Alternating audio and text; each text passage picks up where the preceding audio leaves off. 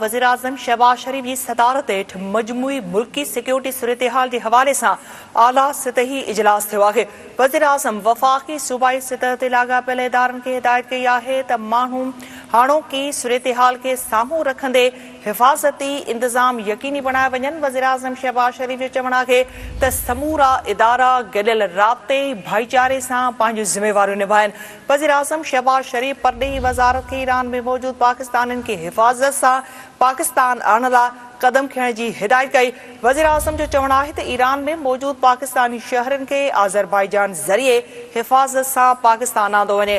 वज़ीर-ए-आज़म जो वधीक चवणु आहे त पाकिस्तान जो अवाम हथियारबंद फ़ौज मुल्की सलामती ख़ुद मुख़्तियारी इलाइक़ाई सालमियत जे तहफ़्फ़ुज़ लाइ हरदम तैयार आहे। वज़ीर-ए-आज़म शहबाज शरीफ की सदारत हेठ मजमूई मुल्की सिक्योरिटी सूरत-ए-हाल के हवाले से आला सतही इजलास थियो आहे।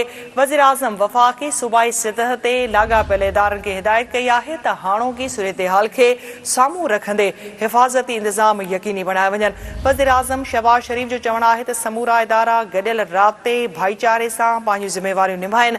वज़ीर-ए-आज़म शहबाज शरीफ परॾेही वज़ारत खे ईरान में मौजूद पाकिस्तानियुनि खे हिफ़ाज़त सां पाकिस्तान आणण लाइ कदम खणण जी हिदायत कई। वज़ीर-ए-आज़म जो चवणु आहे त ईरान में मौजूद पाकिस्तानी शहरनि खे आज़रबाईजान ज़रिए हिफ़ाज़त सां पाकिस्तान आंदो वञे। वज़ीर-ए-आज़म जो वधीक चवणु आहे त पाकिस्तान जो अवाम हथियारबंद फ़ौज मुल्की सलामती ख़ुद मुख़्तियारी ऐं इलाइक़ाई सालमियत जे तहफ़्फ़ुज़ लाइ हरदम तैयार आहे।